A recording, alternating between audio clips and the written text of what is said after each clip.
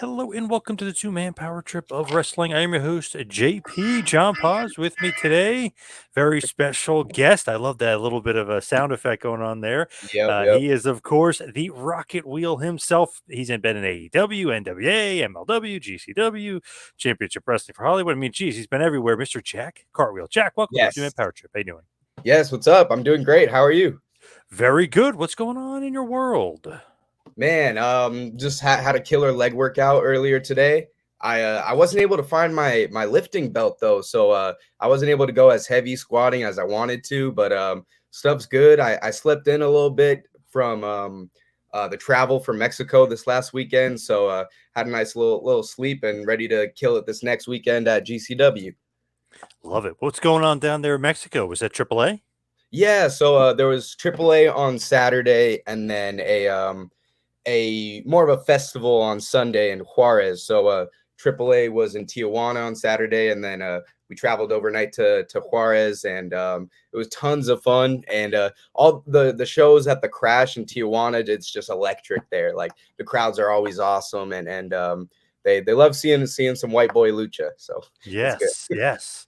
I feel like your style fits in like almost too perfectly with the lucha libre style, right?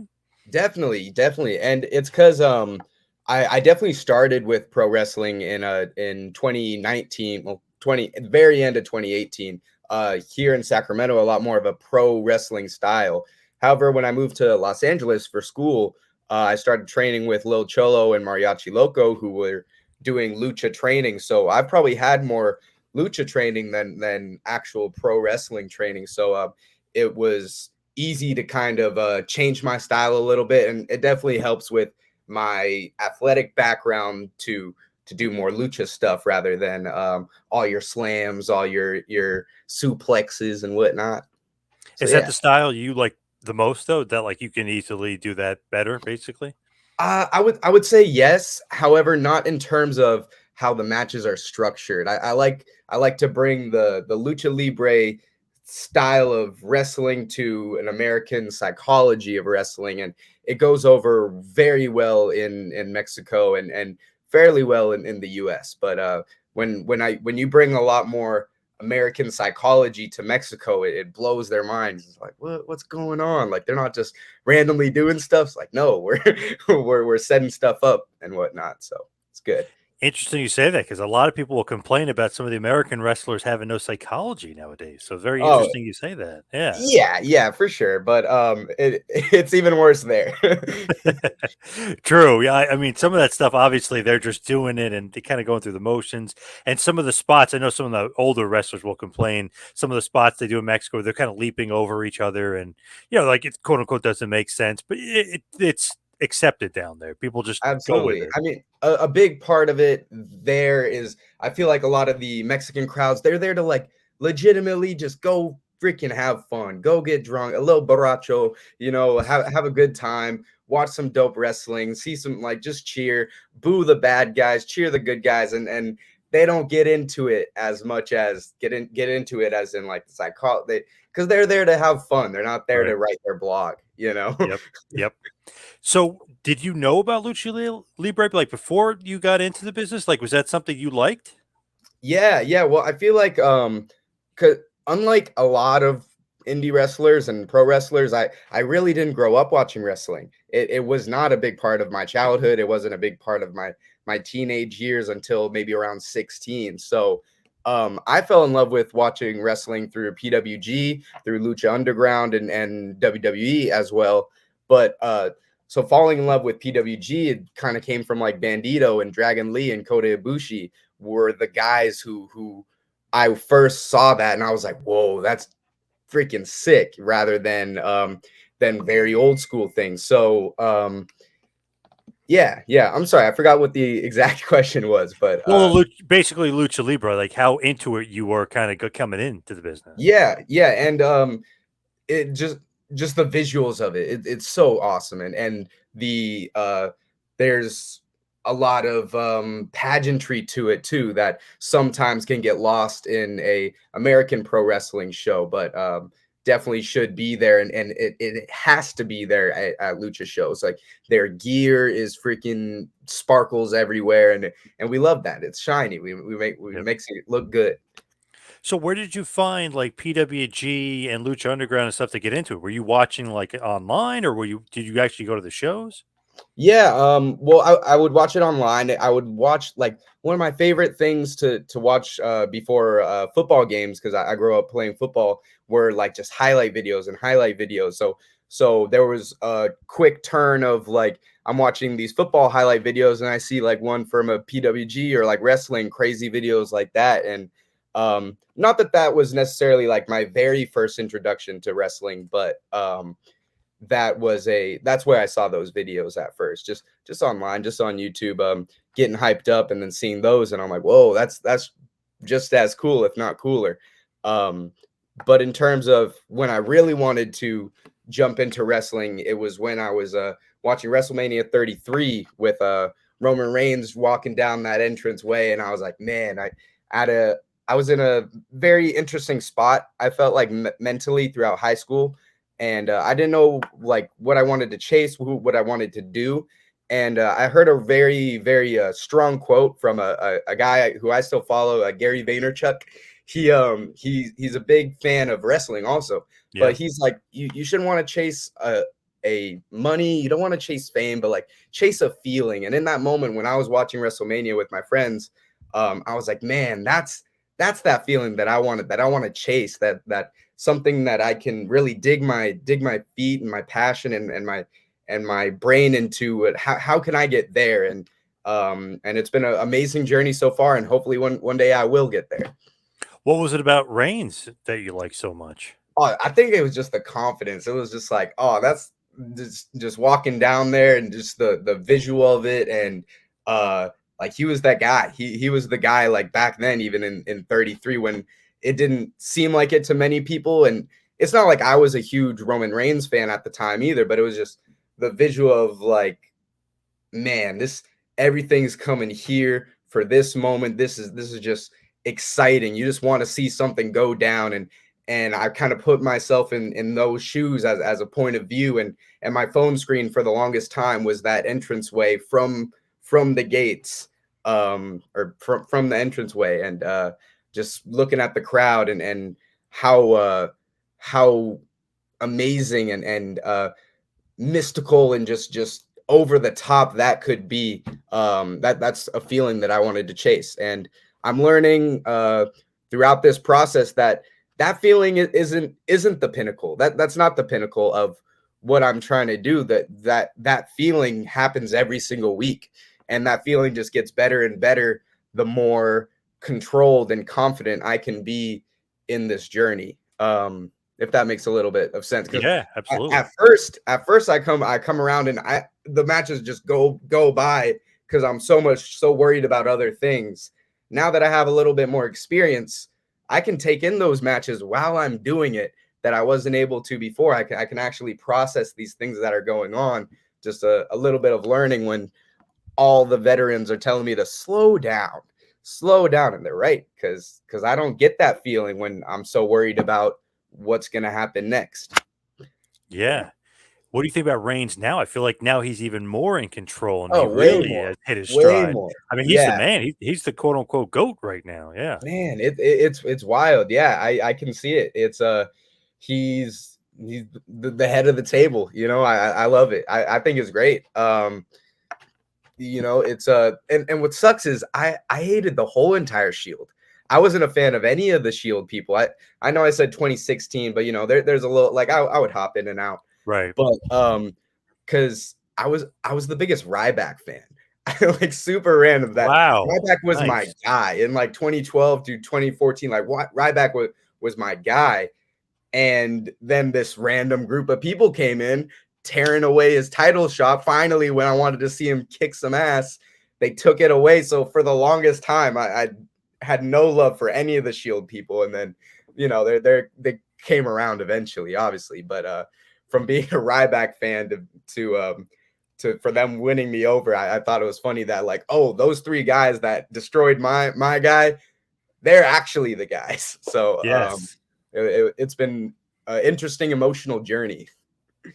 With Ryback, what was it about him that you loved so much that made him your favorite wrestler? The muscles, the power. I Yep. love the feed me more stuff. I always think that I'm a really hard worker, and I loved lifting, and I power lifted my whole entire life. And seeing that dude, I just wanted him to see him kick some butt. I thought it was simple. I thought it made sense, and maybe since I didn't know much about wrestling, like that's what I liked. But now that I know a lot more, maybe I'll go back and watch some of the things and be like, ah, maybe I wasn't really getting it. But as a kid, like whatever speaks to you speaks to you. So yeah. But a buddy of mine absolutely loved him and still loves him and wants to come back. He said he's very reminiscent of the Warrior. Doesn't necessarily have to be the greatest quote unquote worker in the world, but you connect with the fans, you do your power moves, like you look like a wrestler, you talk like a wrestler. So I mean, there's aspects that you got to give it to him for sure. Yeah, definitely a lot of that. Like what you said, like Ultimate Warrior is one of those guys that Yep. I look up to as well, trying to emulate and uh be a lot like in my future. You mentioned football before, by the way. I had to ask this: Yes. where did you play, and what position did you play? Yeah, so I started in 6th grade. I played running back all throughout junior high and high school, and then I even played my university at Chapman University, Division 3. Uh all throughout all 4 years. Well, besides COVID, we had to take a year off from COVID. But my first day of training camp in college, we had a really good set of running backs, and I looked at our roster and I was like, "Man, I could be the 5th string running back, or I could be the 1st string fullback." And that second week of my freshman year, I switched from running back to fullback on that team because that's where the team needed me, and that's where I could actually help the team. I'm like, it's not going to help me being on bench, but I was able to start at fullback for the last 3 years of my career there, and it's been fantastic. It was awesome. I loved playing the game, and it's crazy that it's done now because throughout this wrestling journey, I was playing football the whole time as well for my school. There was one of the wildest moments that I don't think any other wrestler could really could relate to this. That I had a away game on a Saturday, and then I had a PWG show on Sunday. So I was hitting the bus going to my football game with this notepad right here, writing down spots, or thinking about ideas, being Yep. like, man, nobody else is doing this. Like that's crazy. That then I had the game. I think we won pretty good. I had to miss film the next day to go to PWG and have a killer match, and then came back on Tuesday, started going back to work at a football. So it's been fun, but this is my first year being able to wrestle in September, October, August, maybe a tiny bit of November, and it's wild because now I'm watching this game, and I'm like, man, I would be on that field every other year except for right now. What a unique experience, like you're saying. You're on the bus one way, then going on the bus the other way to go to PWG after football's over. Pretty damn cool. I like that. Do you think football's getting you ready for wrestling? Because so many guys have gone. Obviously Goldberg, Wahoo McDaniel. I mean, there's a bunch of guys you can mention, Ernie Ladd, that went from football to pro wrestling.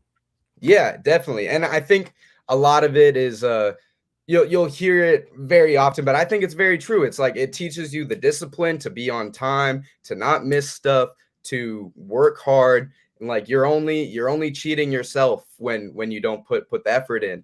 And I think football is an amazing sport that teaches you those things, and it allows me to kind of have those edges on a lot of other wrestlers who take certain things not as serious. And I think it should be taken seriously to an extent, like with just how you carry yourself and times and whatnot. So yeah, also just dealing with adversity, dealing with being sore, dealing with other people, being part of a team as well, being able to communicate what you need and how you're feeling.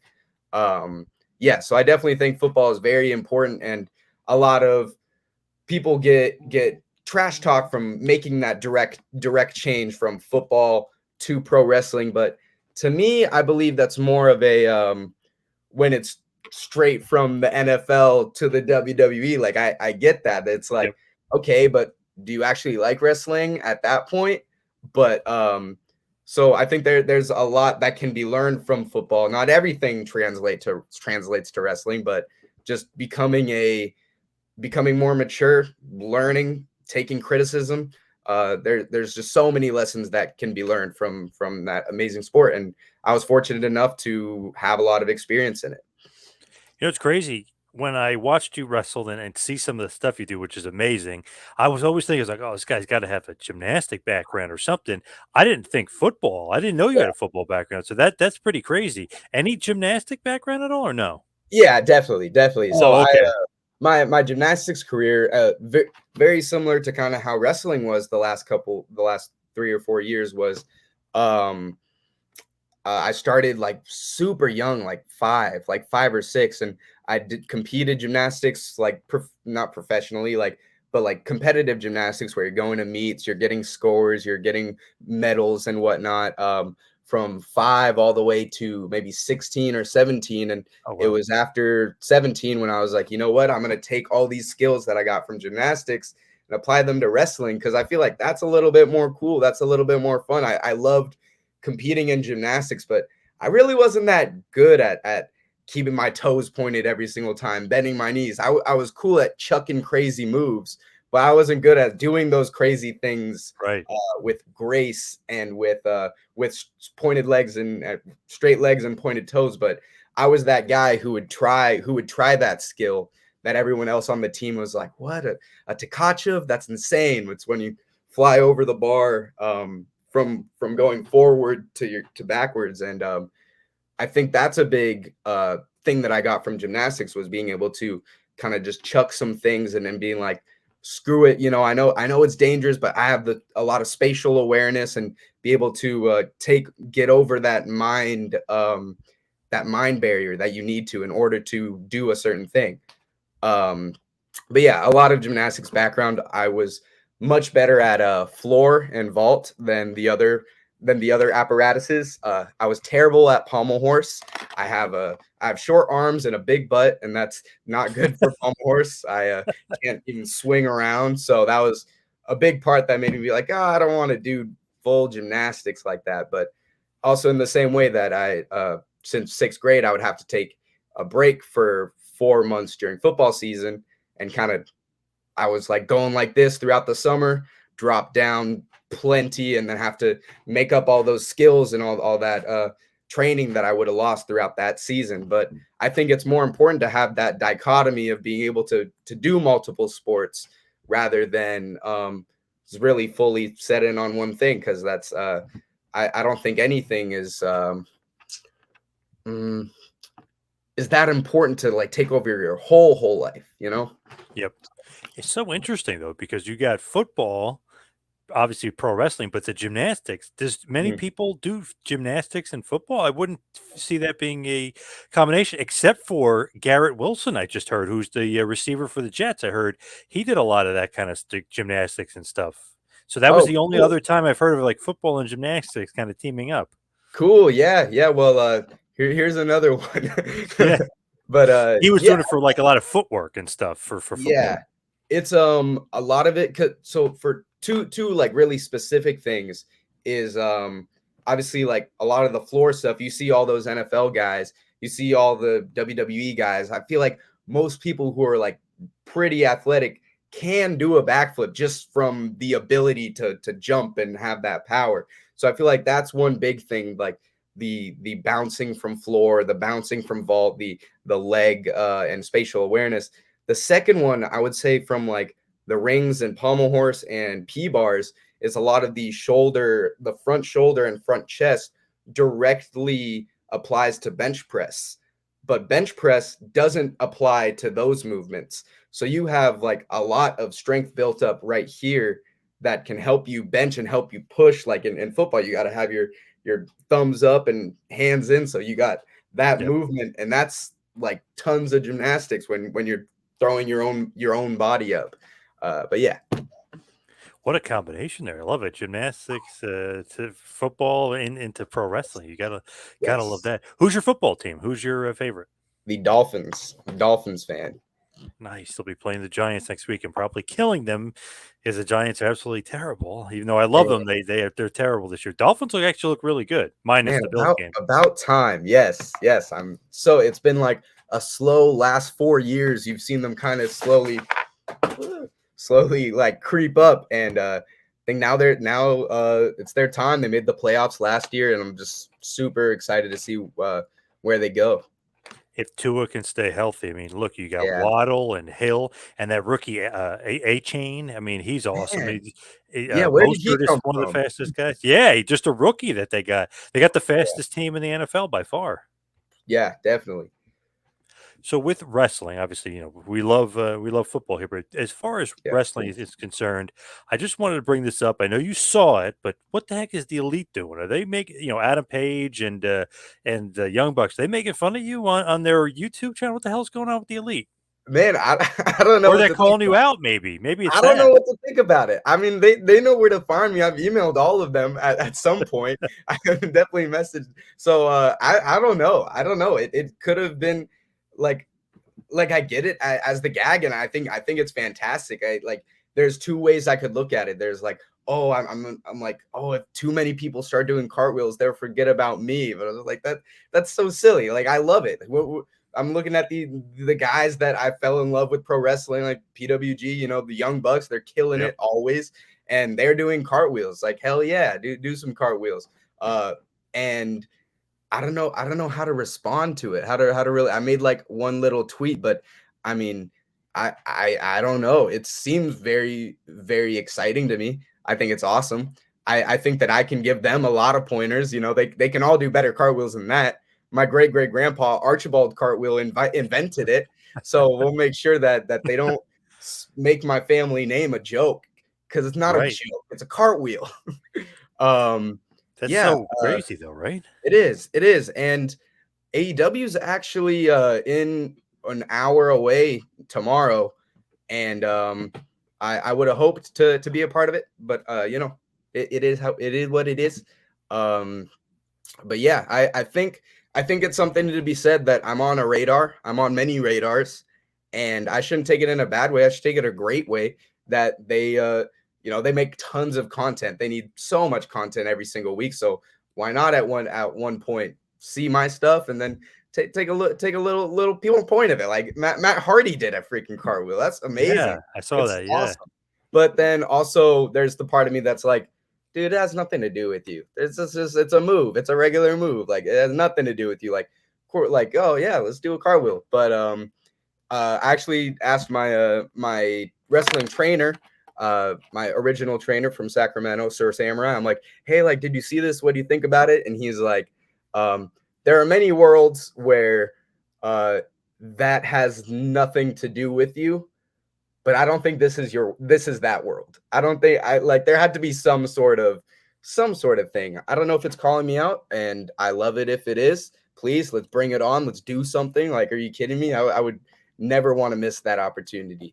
But then also everyone loves cartwheels. Everyone loves cartwheels. So it's not mine to have. It's not mine to have. But yeah. I don't know. What do I you think felt about it? What are your thoughts on it? I know immediately. I'm like, wow, is he coming in? Is he a part of AEW? Because I know you wrestled for them before. I Yeah. immediately was like, wow, either you were coming back to ROH or AEW, but you're doing something with the Young Bucks because that wasn't like I don't know, wasn't a subtle. You know what I mean? Sometimes they can be subtle when they're poking fun at Punk or something. You know what I mean? Yeah. That wasn't very subtle at all. They kept saying cartwheel and doing cartwheels and stuff. I don't think that was too subtle. Yeah, I don't know. Or just the look at the camera after the first one. The look on the facials, it wasn't an exciting, inviting cartwheel. It was a come on, dude. Like it was one of those. So I don't know. I don't know if It's a I should be juiced challenge. up or not. Yes. I'm juiced up either way. But Do you know those guys at all or no? so I've got to meet the Young Bucks a couple times. I saw them at Triple Mania, and I saw them at the AEW tapings. That's about as far as our relationship really goes. But it's not like I haven't seen them. But as far as actual communication, I like to be smart with who I'm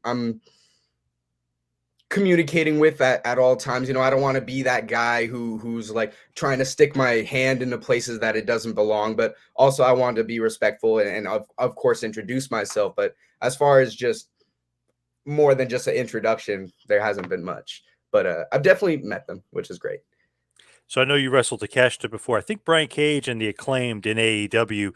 Yes, Any sir. interest? I mean, obviously there's interest there, but do you think that the interest goes both ways to bring you back? Because this kind of seems like maybe you're got to be on the radar or something. Absolutely, absolutely. I mean, there's so much interest from me. Like I just graduated university.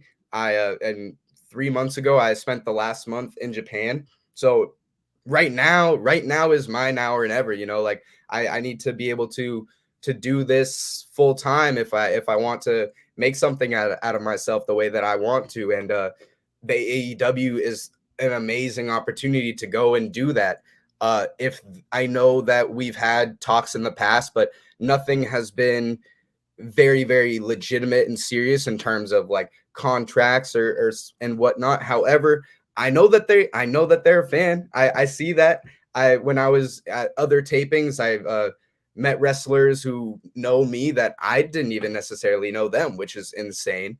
That they're to be in those areas, and I know a lot of the producers like me. So I do strongly believe it's a matter of time, and as long as I keep on grinding, keep on doing my thing, and not let up the pedal, it's just a matter of time. But as of right now, there's no actual steps in the works for that to have made sense for them to Yeah. a little cameo, a little egg right there. But I think that'd be sick. Like maybe one day on another one of their shows, they're doing cartwheels. All of a sudden, I'm like, whoa, that's not how you do it, or something like that. I don't know. Yeah, you got to go in and teach them, right? Yeah, That would be awesome. yeah. But huge shout out though, I guess Yes. in a way. When you look at it, right? I mean, obviously, Jack Cartwheel doing the cartwheels.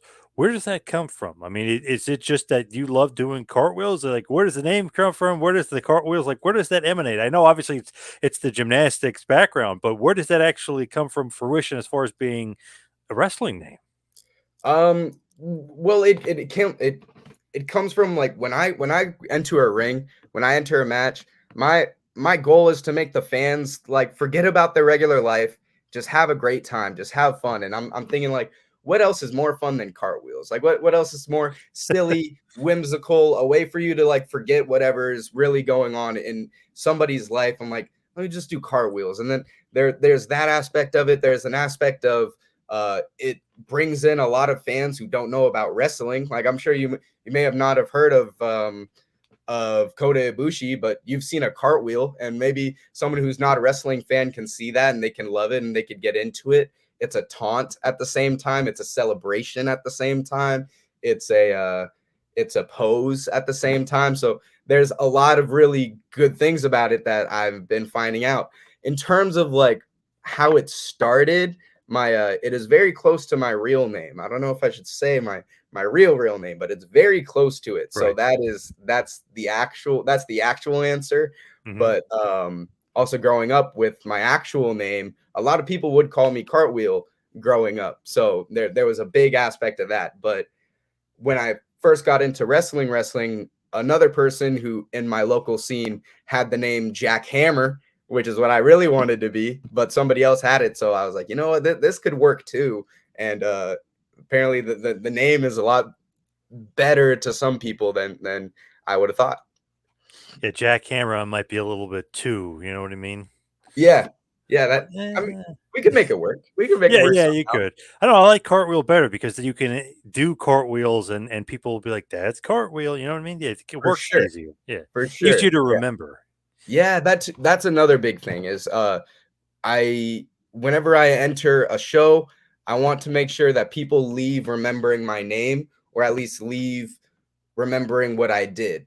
And so doing cartwheels is like the easiest way to be like, this is who I am. This is what I do. It was awesome. Come back next time. Because out of any wrestler, your main goal is to have the audience come back and the audience love you. So I even got some really great opportunities from my cartwheels through through a show called Lucha Vavoom, where there was like celebrities at the show, and they loved the cartwheels so much that I got to like go to a little party with them, and it was sick. Oh, awesome. Any celebrities you're Yeah, allowed to mention who they were? Are you allowed to yeah. mention? So it was Whitney Cummings. Whoa, nice. Yeah, Yeah. Obviously super famous comedian. Yep. And yeah. actress. It was awesome. It was at a show called Lucha Vavoom. It's a lot more of a fun show where it's half wrestling, half burlesque. And she was there, and she like tagged me in a photo. It was like, Jack Cartwheel is my new hero, because like she was just loved the cartwheels. And then Yeah. I like of course DM'd her like, oh, thank you so much. And then she's like, oh my gosh, we loved you. It was her, and then there's a YouTuber named Hannah Stalking, and yeah, so she invited me to like she had like a pool party for the showing of her roast, and I got to go and have fun and hang out with these people. Like John Lovitz was there, Steve-O. Oh, It was man. insane. It was really cool opportunity. But if it wasn't for the cartwheels, I wouldn't have gotten over with the non-wrestling fan the way that I Yes. did. Yes, that's awesome. Did you do Yeah, any cartwheels at the party though? I think I that's an did. important. I did Oh, you plenty. did. Yes. Yes. I there's a YouTuber named Jeff Wittick, and he put a video of my cartwheel on his story. Yeah, it's pretty cool. Nice. God, man, Yeah. that's pretty damn cool. Like, you kind of not fooling around, but you're doing your thing in the ring, and then all of a sudden they take notice. It So it, it worked. Yeah. so Jack Hammer gets, move out of the way. It's never gonna happen. Jack Cartwheel, yes, perfect, yes. When you look at it though, it's like, man, you're kind of everywhere. Like you're saying, Lucha Room, we're talking about GCW, a little bit here and there, Triple A. How was your time with NWA? Because that seems like a little bit of a difference, but they do have a lot of good junior heavyweights and a lot of guys that are kind of, like Colby Carino, Kerry Morton, a lot of good talent down there. Homicide, even obviously not young talent, but great older talent there as well. Oh yeah, like NWA is amazing. I read a really interesting book about like the history of pro wrestling, and like NWA is the first thing that like took people away from the whole Carney one champion, one champion, one champion. And like NWA is the OG of it from the 50s and 60s. And it was amazing to be able to wrestle at that such a prestigious promotion. And then at the same time, I had all these mouths in my ear, all these people telling me like, oh dude, your stuff's not gonna work there, they're not gonna like you, they won't get it. And it was felt amazing to be like, shut up, watch this. And I went in and I did my regular stuff, and I think I got over great with the crowd, with this crowd that I was told was super insanely hard to get over, that they only like the old stuff. They won't get it with your flippy dippies and whatnot. Like, but what does it mean? But I was like, watch this, and I did my stuff. But it's more than just doing the moves. Of course, obviously, I can't tell you everything about all those secrets. But it was amazing to be able to be there and have agents as part of the matches, and making sure that everything you do is important, everything that you do is a part of this story that you're telling. And one of the best things that happened was after the show, Sal the Pal, he came up to me. He's like, man, that I always knew it. I always knew it. You are more than this name. You are a move. You are the character. You are the selling. You are the story of it. You are the fighter. And like it was amazing because um just before having people be like, no, it won't make sense there, then right after them being like, yes, now that I see it, now that I see the whole part of it, I get it and I love it. And hopefully I'll be back there soon. I don't have anything in the actual works right now, but my experience there was great, and I think that it would make sense for me not to be back. I kind of had my own little story arc in that one weekend, where first night I won the opportunity. Second night I had an amazing match fighting, trying to get that title, but it didn't happen. And let me take some time to build myself back up to their audience when I just had that flash out of nowhere. Now it's time to really build up the story that I had that opportunity. I missed it. Let me get that again. So yeah. Yeah, you won that Jubilee match and became the number one contender. You fought Colby Carino next night and got a tough loss, but that's a nice little push there on obviously the 75th anniversary. It Oh, was a huge show. Yeah. so huge, so amazing. Yeah, it's really awesome. And the venue at the Chase was so nice, and such a legendary place that I didn't I wasn't too educated on, and someone handed me a shirt that said wrestling at the Chase, and it was like that there's been wrestling there for the last 50, 60 years, and it's an honor and opportunity to be a part of that and be a part of that locker room too, with a lot of people that I've seen on TV and people I've seen on off TV, just on online, and be like, oh, you're that guy. Then also there was definitely some misconceptions. I was calling somebody the wrong name for like pretty much the whole weekend until like the last day. He's like, hey man, just by the way, I was like, my bad, you look so much like this other person. You can't say who. I'm guessing you don't want to No. embarrass anybody. That's great, though. Hey, my buddy, Dr. Tom Pritchard, the world-renowned trainer to the stars. He's an agent for NWA, and I don't know, he was liking a lot of stuff from that show for sure. Yeah, yeah, it was amazing. He came up and talked to me for, I mean, maybe 20 seconds, but that's way more than anybody else has talked to Dr. Tom Pritchard, you know? Right. And he was like, just where were you trained? And I was like, Supreme Pro Wrestling in Sacramento. But I mean, he's like, okay. But just the fact that he asked, and the fact that he got to watch my stuff, and I was also like, hey, any pointers for me? He was like, no, you're good. I was like, well, you know, a little bit more than that, but just the fact that I got those eyes was amazing. Yeah, definitely.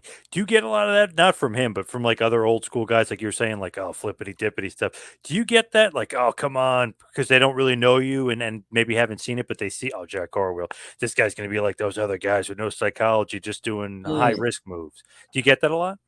Um, Honestly, not too much right now. I feel like a lot of the work that I do in Triple A is pretty similar in that style, and I feel like I don't receive that much negativity from older guys. Like maybe it's there, but I don't see a lot of it.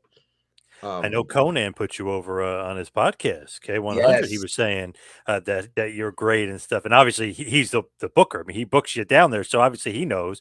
But that's pretty high praise. yeah, definitely. Conan's amazing. Conan has been so much help, and I have such an awesome opportunity to be under his wing in that sort of way that he first saw me wrestle at that same the same venue in Tijuana, but not necessarily for AAA. But he saw my match, and he like called me up the next day, and he's like, "Look, like we might not be part of that promotion anymore in the future, but I want you to come with me instead of with them." And I had to make a decision, and I almost made the wrong decision for sure. I almost made the wrong decision, but he's been so amazing, so cool, very insightful, very smart in his planning and what he's doing, and uh, you know, it's just really cool to have a legend like that by your side. You know, it's one thing to see a legend in passing and have their support, but to know that at any moment I can text him, I can call him and stuff, and be able to drop his name, that I'm one of his guys, has so much power all over the world. Where if I'm trying to pitch myself to somebody, I can be like, I'm one of Conan's guys, and they're like, oh, okay, for sure. So definitely really cool. You're definitely on his mind because I remember Disco was asking him something about like, give me some guys in AAA, American guys, some of Mm. those guys that are good. And you were one of the first guys he mentioned, so obviously you're on his mind as far as AAA, which is great. Awesome. Yes, sir. Yes, sir. I mean, I had that amazing opportunity in August where at Triple Mania in front of 17,000 people. It was me, Vikingo, Daga, and Mike Bailey having a four-way match like in Mexico City. That like it doesn't get better than that in the lucha libre world. So except for maybe winning, but it was amazing time, and to have that opportunity, I know that there's a lot of belief in me, and I won't let them down. Is that something, maybe the next chapter, like the wins will start coming. Like you got to get over, you'll get there, and then start building up some wins, right? I mean, I guess that's the Yes, progress. yes, I believe so. I mean, there's got to be some reason that I was in that match. It didn't that's not my last time in that space and at that level. When you look at Vikingo, I mean, obviously he's one of the best. Is he, you think, the best high flyer in the world, or you don't really rank guys like that? Uh, Great question. Great question. I'm not sure if he's the best, but he's definitely in the, it's either him or Will Ospreay. So it's honestly it pisses me off. It sucks. He's like, I'll see him before a show. He does like the actual cartwheel from the corner to the middle of the ring on the top rope. And I've been training that for months now, ever since I saw him do it. I'm like, man, if I could do that, if I could do that one, that'd be sick. Yeah. But yeah, it probably might be him. He's a dog. He was, I would say he's at the same, he was at 22 where I am right now at 22, and now he's 25 and he just let it progress. So I feel like if I stick to my guns, continue doing what I do in these next 2 or 3 years, I could be at that same level that he is right now. When you look at a guy like that and just, amazing, they say the next Rey Mysterio, which might be one of the highest praises you can get for a lucha libre guy, For sure. and especially a Mexican wrestler. But when you look at that, do you aspire like to be that, or do you want to be like, I don't know if that's the style. I want to be more American style. You know what I mean? Like, do you want to be more American style mixed in with the lucha libre, or do you aspire to be like the next Vikingo, if you will? Ooh, that's a really great question too, because I mean, I do aspire to be a lucha libre champion, because I feel like that's very very cool outside of being able to be WWE, AEW, New Japan. Next thing's lucha libre, and it's like I would put being a Triple A champion above being the champion of many many many independent promotions. So I'm like, that would just be so cool to go to be a champion in Mexico, seeing like that they have a lot of the posters, like lunch boxes and stuff.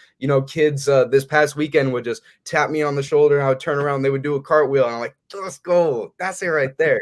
That's a that's a whole lot of fun. But yeah, I'd want to be like it all. But the only times when I think maybe I should do a little bit more American is when I'm blown a lot. I'm like, damn, I could have really just done that instead of all this at that moment. So there's times where it comes through my mind, but um, I want to do lucha until I can do more.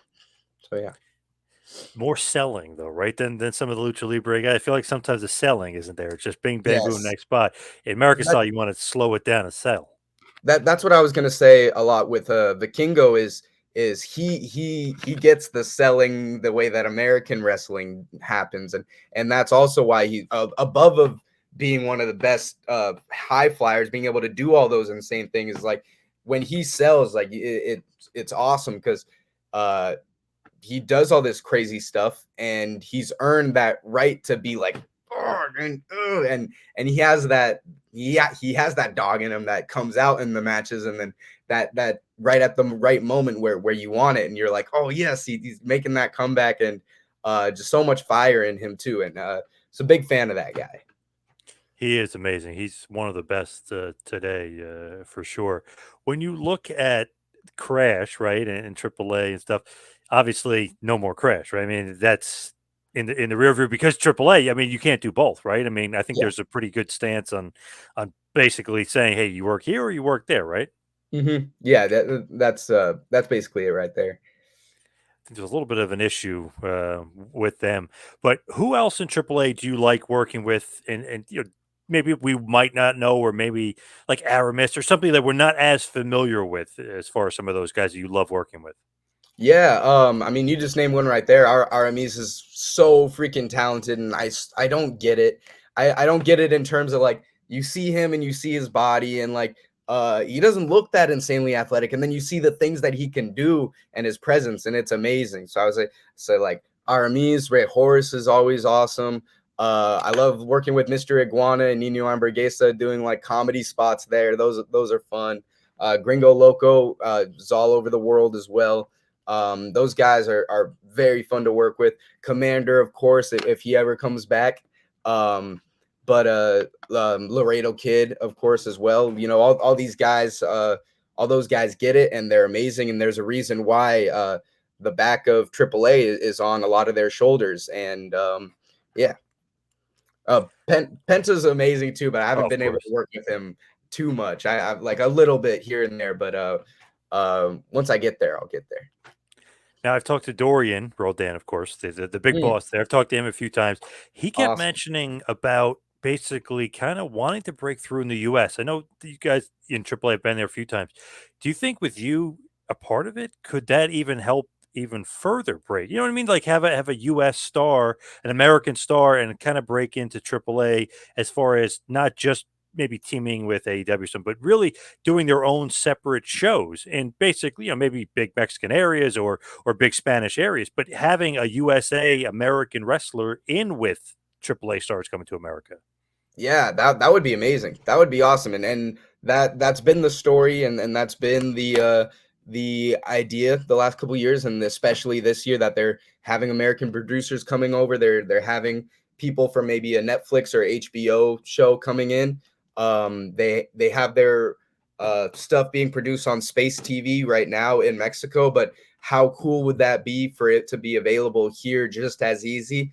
It would be amazing. It would be really cool, and being able to be that white guy that comes out there as part of that culture is would be really cool. And I think it would help a lot more, make people accept lucha libre more once it's in the US. You had Lucha Underground 10, 15, 20 years ago with their success here, but that those shows were produced in LA, like in LA. So I'm not sure if their goal is to do that again, or just do the same lucha libre that's happening in AAA, but have shows in the US, because they've done a show at Arizona State University last year. They did a show in St. Louis last year. So hopefully that continues, and whoever the directors and producers they're working with can see that value in me, that I can help them just appeal to a lot of people here. Kind of remind me a little bit, not really style wise, but just as far as being a name, obviously Jack, but being in AAA and being an awesome high flyer. Jack Evans is another great guy. Have you ever wrestled Jack? Or, and I know obviously you've been in the same arena as him, but have you wrestled him or no? Yeah, yeah. So one time I had a singles match with Jack Evans at a VWE show, which runs in Stanton, California, right by Orange. It's ran by Lil Cholo, and yeah, we had an awesome singles match. It was the main event of the show.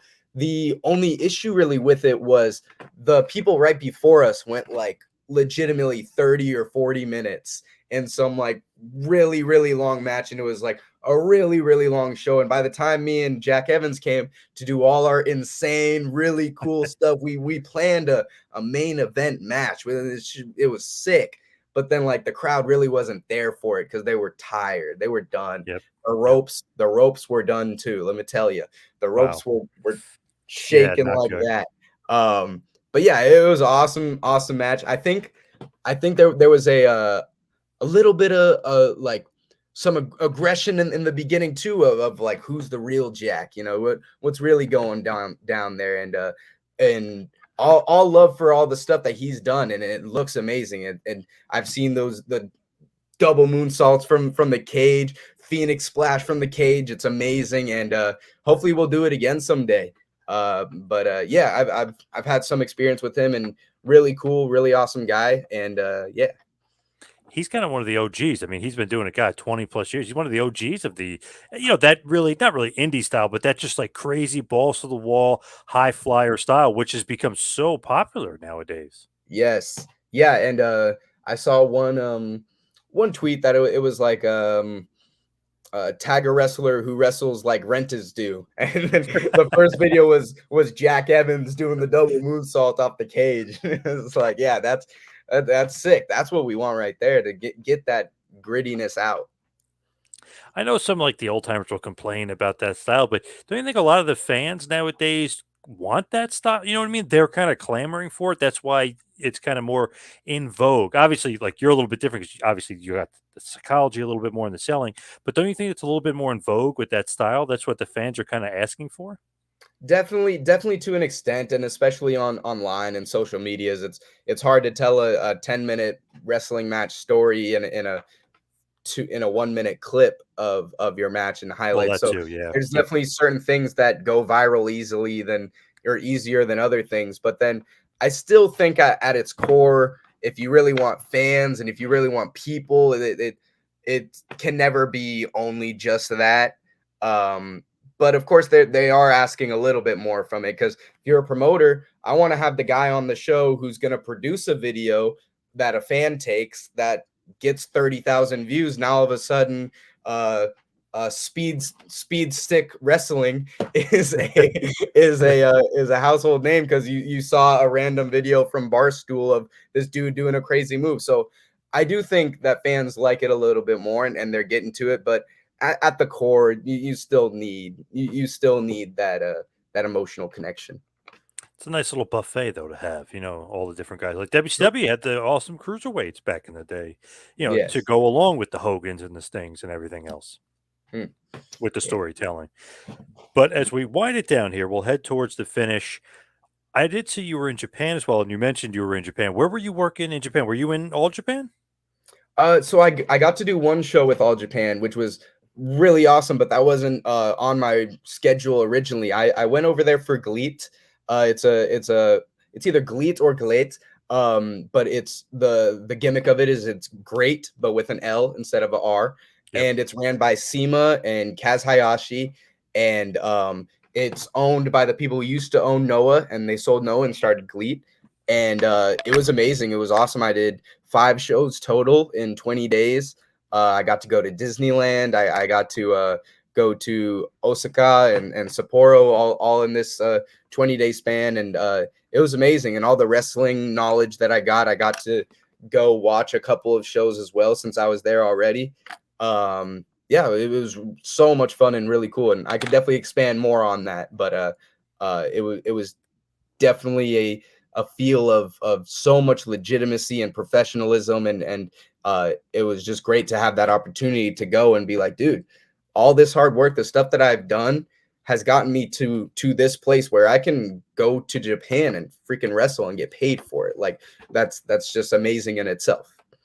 That is cool. And the All Japan thing, that's awesome. Wasn't even on the docket. They're like, damn, this guy's so good. Let's throw him into an All Japan show. Well, Pretty so damn yeah, cool. I'm not sure about the actual story about how I got on that show, but one day I opened my WhatsApp and Sema is texting me like, "Hey, do you want to be on this other show?" And I'm like, "Hell yeah, I do." It was at Cork and Hall too, and so it was Oh, wow. I awesome, and didn't it was realize that. That's awesome. yeah, it was kind of like a GLEAT team versus like I'm not sure if they were necessarily All Japan people, but the Saito twins, and yeah, so it was cool. Wow, very cool. How was Disney over there? Oh, it was great. It was really so. I'm actually I'm a pretty big Disney guy in terms of amusement parks. I love amusement parks. So like Disney Sea was really insanely cool. Like their version of California Adventures was sick in terms of like just how well themed the lands are, how easy the transitions are. But then Disneyland, it wasn't like disappointing, but I would say our Disneyland is better than their Disneyland. But like Disney Sea, that was something completely different. That was like right on the water of the ocean when you go to the back of the park, and just very cool. I was only able to go for maybe for 4 hours on at Disneyland because Oh, damn. I got the like night pass. So it was like you could go after 5 to 9. So Yes. I didn't Yep. get to go there the whole day, but like walking around, I was like, you know what? I think our Disneyland's a little bit better. Damn. I've only been to Disney World, obviously in Orlando, but I've been, God, Hmm. like 20 something times. It's a crazy amount of times. Never been to Disneyland, though. Heard that is awesome. Oh yeah, really cool here in California. And I've been to Disney World once, but when I was 12 with my dad for like a work conference, and Uh, tons of fun. But I'd love to go to Disney World again soon. Maybe sometime if I'm in Orlando. yeah, But somebody down in Orlando start booking. Any interest in any companies down in Orlando? Maybe within NXT or WWE? Any interest there? yeah, of course. Of course, there's tons of interest. I would love that. We're working on it for sure. I've sent tons of emails, and I may have gotten a couple emails back. And now that I've heard that they're doing indie tryouts once again, I know that I'm gonna do whatever I can to make sure I at least get in front of their eyes in person, and also make sure that I'm a different breed by then. Like I think I'm doing good now, but I before I step in front of those people, I want to make sure like I'm him, and if I'm not him at that moment, then I'm glad to take all that information in and learn what I need to do to change and stuff. I can't put stilts in my shins, so I can't be 6 feet tall, but I'm sure I could build 10 more pounds of muscle or something like that. So Right. yeah. Right. I mean, that would be an awesome experience just to go learn from the tryout and maybe even, get signed. But even if you don't get signed, like you said, learn something and pick up something and then add that to your repertoire. Yeah, for sure. For sure. Give me some dream matches, just a couple that you want to have, guys you haven't wrestled before. Yeah. So my favorite wrestler of all time is Dolph Ziggler, and now that he actually just got released, like maybe that's something Yeah. that could happen. So Dolph Ziggler's like my number one. He's my guy. I want to be like him in terms of selling, in terms of looking like a wrestler, in terms of carrying yourself with confidence, but still being a face, but with confidence instead of arrogance in a way. So I mean, Dolph Ziggler, Kota Ibushi, which is somebody else that I've had the pleasure of meeting Kota Ibushi at the GLEAT show in August, and he actually watched my match, and I went to the back. He was like, "It's cool stuff," and I was like, I didn't. That's I played awesome. it Yeah. off pretty well. I was like, "Oh, thank you, man," but I was like, "Oh no way." So that was really cool. I mean, those two. Matt or Nick Jackson would be amazing too. The Young Bucks, not only because of what they do in the ring and how good they are in the ring, but also just what they've done for this industry in terms of giving all the people who are like me, we're all trying to be like them and emulate what they were able to do throughout the 2000s and 2010s, and like so just being able to be in the ring with those guys would be amazing. Man, that's it would be a hell of a match. And maybe they were asking for it. We don't know. Maybe they were Right, asking for it as right. well. You're kind of like a human highlight reel. So if somebody were going to go on YouTube and search you, give them some good matches, that you've had, some of your favorites that people should check out. For sure. Yeah. Unfortunately, like I don't have when I look up my own name on YouTube, the stuff that pops up, I don't think really represents what I can do. And it sucks because like you'll have a certain match and you never know what match is the match that people are gonna see. And so sometimes when you look up people's name and you're like, oh, what is that? Like that is not. But Jack Cartwheel versus Commander is on Triple A's YouTube show. That match was amazing. Probably one of my favorite matches ever.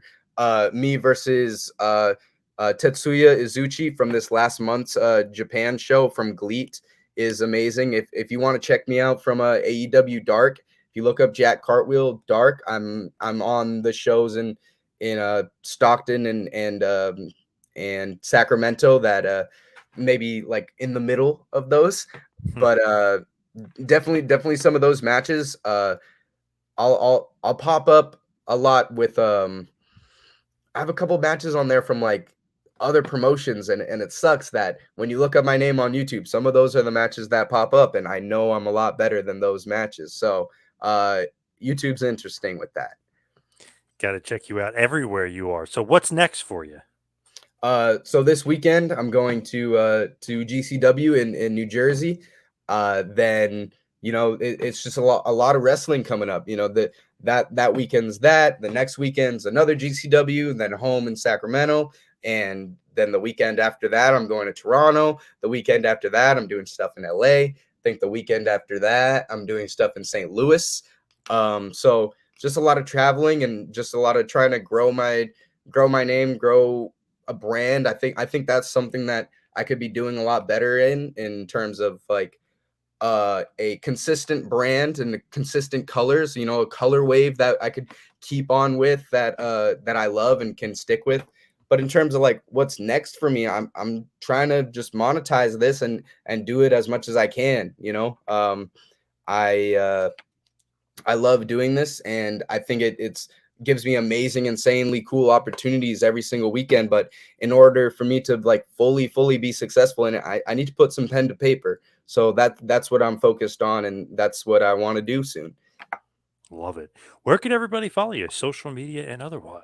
Yeah, so probably my Instagram I'm probably the most active on. It's at Jack Cartwheel, all one word. There's a link in there if you for shirts and stuff. I have like a website that I can just mail you stuff.